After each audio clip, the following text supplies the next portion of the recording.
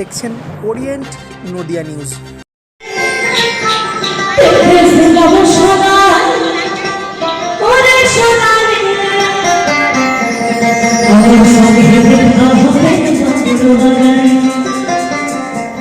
সকলে আমি ছন্দ ছাড়া কি করো সকলে তালে তালে বসে বসে সকলে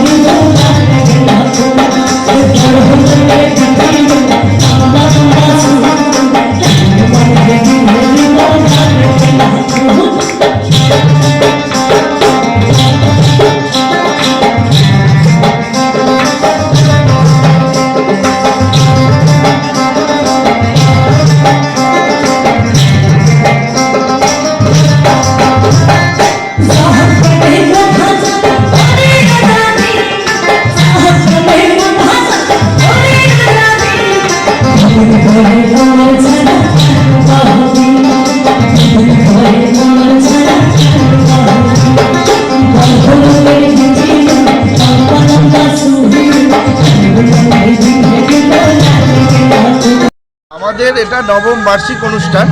বিগত 8 বছর ধরে আমরা করে এসেছি, এবছর 9 বছরে পা আছে। তো এই বছর আমাদের এই অনুষ্ঠানটা বার্ষিক অনুষ্ঠান আমরা নাম দিলেও আমাদের মূলত আমাদের বই মানে পুস্তক বিতরণী। আমরা এই বছর প্রায় 150 জন ছেলেমেয়েকে আমরা বইপত্র দিয়েছি।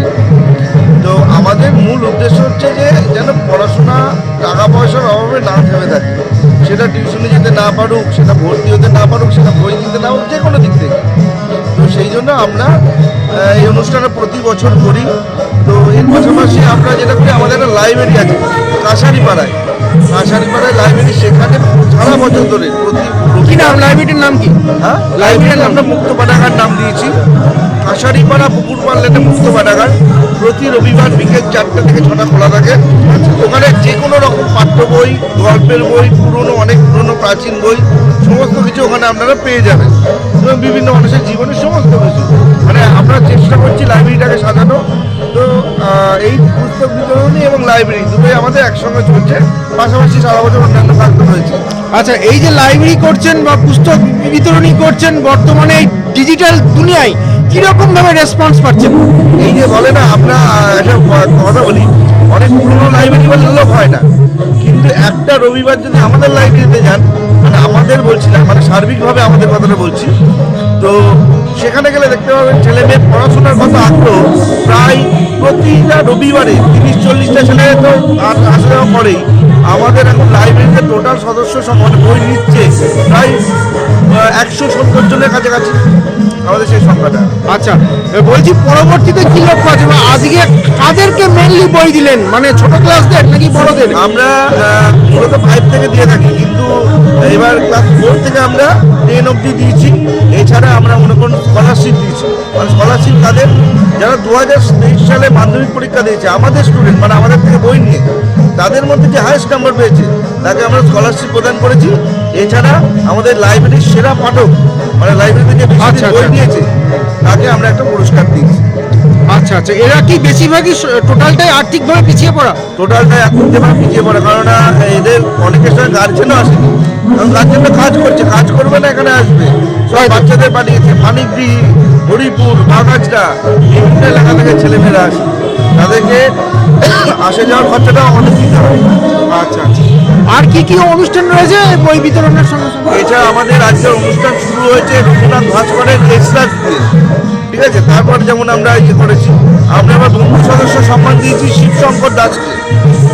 আর এছাড়া আমাদের মনে করো হচ্ছে গানের অনুষ্ঠান আছে প্লাবন ও বন্ধুরা।